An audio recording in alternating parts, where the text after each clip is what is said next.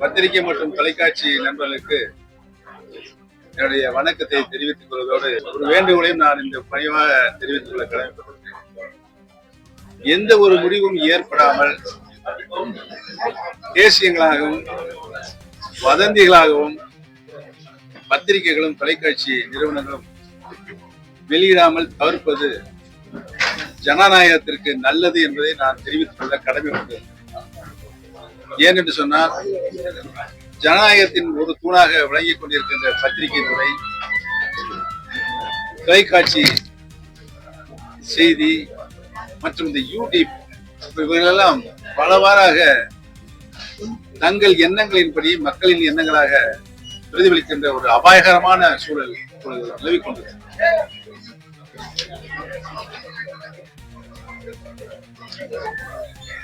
நாங்கள் நடத்தி கொண்டிருப்பது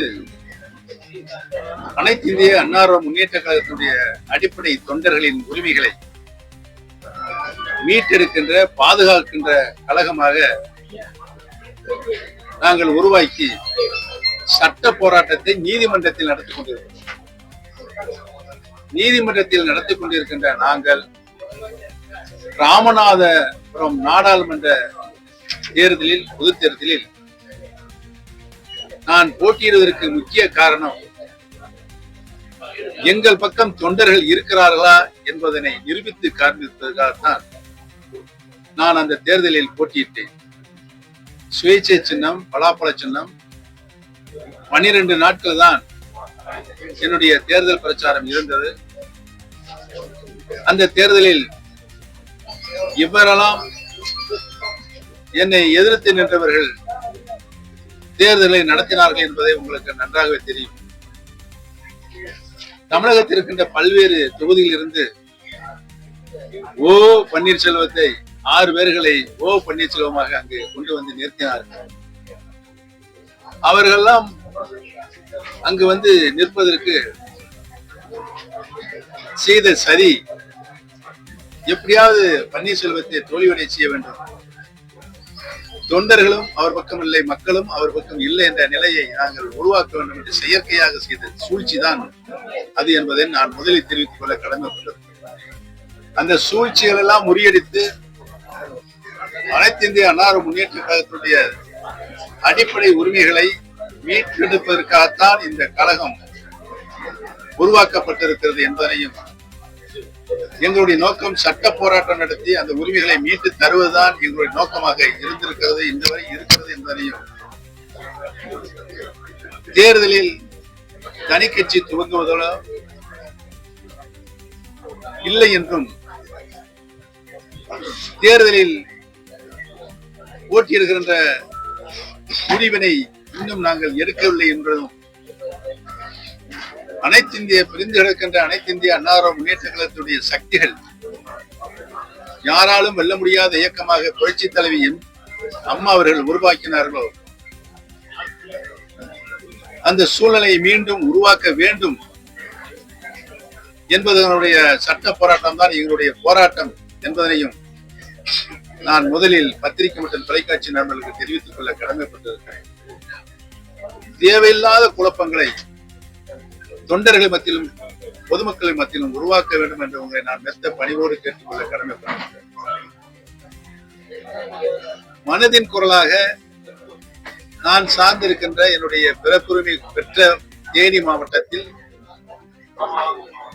இந்த தேனி மாவட்டம் அனைத்து இந்திய அன்னார முன்னேற்ற கழகத்தினுடைய சரித்திரத்தில் இடம் பெற்றிருக்கிறது. புரட்சி தலைவர் எம்ஜிஆர் அவர்களை முதலமைச்சராக கொண்டு போய் நிலைநிறுத்திய மாவட்டம், மாண்புமிகு அம்மா அவர்களையும் முதலமைச்சராக நிலைநிறுத்திய மாவட்டம்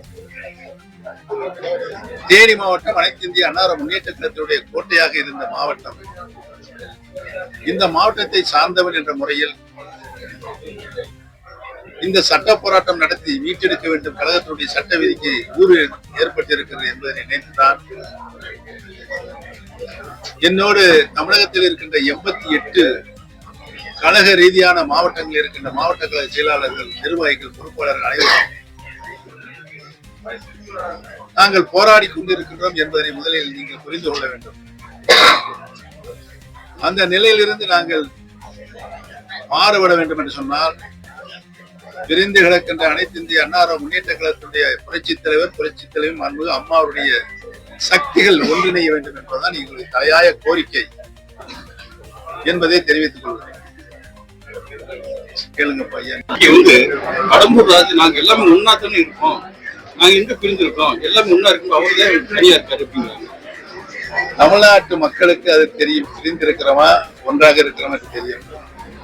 ஒரு பொய்யை திரும்ப திரும்ப சொன்னால் அது உண்மையாக கூடாது என்பதை நான் கடம்பூர் ராஜா அவர்களுக்கு தெரிவித்துக் கொள்ள கடமைப்பட்டிருக்கிறேன். இன்றைய கூட்டத்தில் நீங்க எடுத்த முடிவு என்ன? இந்த கூட்டத்தில் இன்னைக்கு ஆலோசனை கூட்டம் மாவட்ட அளவில் நடத்திருக்கீங்க. இந்த கூட்டத்தில் கழகத்தினுடைய அனைத்து தேனி மாவட்டத்தில் கழகம் ஒன்றாக இருக்கும் போது என்னென்ன நிர்வாகிகள் இருந்தார்களோ அவர்கள் அப்படியே இருக்காங்க. அவருடைய மனதின் குரலாக அறிய வேண்டும் தான் நான் இங்கு வந்து இந்த கூட்டத்தை கூட்ட சொன்னேன். மாவட்ட கழக நேற்று தான் சொன்னேன். அனைத்து நிர்வாகிகளும் இங்கு வந்திருக்கிறார்கள். அனைவரும் ஒருங்கிணைந்த குரலாக தலைமை அனைத்து இந்திய அண்ணா முன்னேற்ற கழக தொண்டர்களின் உரிமையை மீட்டெடுக்கின்ற கழகமாக இருக்கின்ற இந்த கழகத்துடைய தலைமை முடிவுக்கு நாங்கள் கட்டுப்படுவோம் என்று சொல்லியிருக்கிறார்கள். அனைவரும் ஒருமித்துக் கொள்கிறோம். அண்ணன் ஓபிஎஸ் அவர்கள் வந்து தேசிய ஜனநாயக கூட்டணிக்கு வருவார் என்ற 100% நம்பிக்கை இருக்கிறது டிடிவி தினகரன் ஆசைப்பட்டிருக்காரு. அதிமுக சொல்லியிருக்கு. அதிமுக நீங்களே என்ன சொன்னீங்க? திரு டிடிவி தினகரன் அவர்கள் ஆசைப்பட்டிருக்கிறார் என்று சொல்லியிருக்காரு. அவருடைய ஆசை சார் அந்த கூட்டத்தில் இதன் மூலம் அவருக்கு அழைப்பு கொடுக்கிறார் அப்படின்னு சொல்லியிருக்காரு. நட்பின் அடையாளமாக அவர் அந்த அழைப்பை விட்டிருக்கிறார். தேசிய ஜனநாயக கூட்டணி வேறு யாரும் அழைப்பு பன்னீர்செல்வம் அவர்களை இந்த அளவுக்கு உயர்த்தி கொண்டு போய் சேர்த்த அதிமுகவிற்கு அவர் நன்றிக்கடன் செய்ய வேண்டும் என்றால் இது ஒரு நல்ல வாய்ப்பு. தேசிய ஜனநாயக கூட்டணியில் இணைவதுதான் நல்ல வாய்ப்புன்னு அவர் சொல்லியிருக்காரு. நான் ஒரு கருத்தை சொல்றேன். இன்றைக்கு திரு டிடிவி தினகரன் அவர்கள் என்னுடைய அருமை அண்ணன் திரு எடப்பாடி பழனிசாமி அவர்கள் ஜனநாயக கூட்டணியில் வெற்றி பெற வேண்டும், அனைத்து இந்திய அண்ணா ஆட்சி பொறுப்பில் இருக்க வேண்டும் என்று சொல்லியிருக்கிறார். அதைத்தான் நான் சொல்கிறேன். இன்றைக்கு எதிரும் புதிருமாக இருந்த டிடிவி தினகரன் அவர்களும் எடப்பாடி பழனிசாமி ஒன்றிணைந்திருக்கிறார்கள் ஜனநாயக கூட்டணியில். அவர்கள் நினைத்தால், யார் நினைத்தால், திரு டிடிவி தினகரன் அவர்கள் நினைத்தால் இன்றைக்கு எடப்பாடி பழனிசாமி கையில் யார் கையில் இருக்கு? அவர் கையில் இருக்கு. நாங்க இணைய வேண்டும் சொல்லியிருக்கோம். அதுல இருந்து மாறுபட மாட்டார். யார் இணைய வேண்டும் என்ற கோரிக்கையை மாறுபட மாட்டார். அவரும் அந்த கருத்தை அங்கே வலியுறுத்த வேண்டும். நானே இணையும் தான் சொல்றேன். அவரை இணையும் சொன்னா இணைஞ்சிடலாம்ல. அந்த வேலையை செய்தால் ஆட்டோமேட்டிக்காக அனைத்து இந்திய அண்ணா முன்னேற்ற மாபெரும் வெற்றி அடையும். தேசிய ஜனநாயக கூட்டணி இதுவரைக்கும் யார் உங்கள்கிட்ட வந்து சேர்றதுக்கு முயற்சி பண்ணிருக்காங்க? அதெல்லாம் ரகசியம், பரம ரகசியம். சார் இதுவரைக்கும் எந்த முடிவும் எடுக்க மாட்டேங்குது. உங்களோட ஆதரவாளர்கள் நிறைய வந்து திமுகவுக்கு எல்லாமே போயிருக்காங்க சார். வைத்தியலிங்கம் போன்றவர்கள் போயிருக்காங்க இல்லையா? இந்த இரண்டாவது தர்ம யுத்தம் ஆரம்பிக்கப்பட்டதே திரு மனோஜ் பாண்டியன் அவர்களும் திரு வைத்தியலிங்கம் அவர்களால் தான் என்பதை தெரிவித்தார். நாங்கள் இந்த கூட்டணி இந்த எலெக்ஷன்ல வந்து திமுகவுடனோ இல்ல திமுகவோட இணைய புரியுங்கிற மாதிரி ஒரு மிகப்பெரிய நான் ஏற்கனவே ஆரம்பத்திலே உங்களுக்கு சொல்லிட்டேன். பேசினங்களும் வதந்திகளும் செய்தித்துறையில் இருந்தும் தொலைக்காட்சி துறையிலிருந்து பரப்பிக் கொண்டிருக்கிறீர்கள். அது நிறுத்த வேண்டும் என்று சொல்லியிருக்கேன். பணிவான வேண்டும் பார்த்துக்கிறேன். இப்ப பார்த்தா உங்களுக்கு பாவமா தெரியலையா? அந்த மாதிரி பொய் செய்திகளை வெளியிட்டு கூட இருக்கீங்க. இப்ப அண்ணன் எந்திரிச்சு அதை போட்டு பேசினார். பொறுமையா இருங்கப்பா.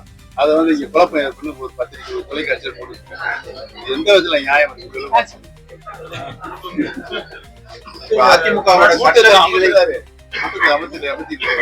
யாரு சண்டை உள்ள எல்லாம் சமாதானமா ஒருங்கிணைந்து அண்ணன் பேர்தான் அந்த கருத்து கூட சொன்னேன். மனதின் குரலாக நீங்க எழுதி கொடுங்க. நாங்க எழுதி கொடுக்க மாட்டேன். உங்களுடைய குரலை தான் நாங்க ஒழிப்போம். ஒழிப்பத்த குரலாக ஒழிப்போம். இது எங்க குழப்பம் வந்துச்சு? எதுக்கு அந்த தொலைக்காட்சி அதுக்கு முந்திக்கிட்டு போச்சு செய்தி போடுறீங்க? குழப்பம் விளைவிக்க வேண்டும் என்றே சில செய்திகளில் அது வந்திருக்கிறது. தவிர்க்கப்பட வேண்டும். ஆனா மக்கள் தெளிவா இருக்காங்க. நீ என்ன குழப்பம் குழப்பினாலும் மக்கள் தெளிவா இருக்காங்க.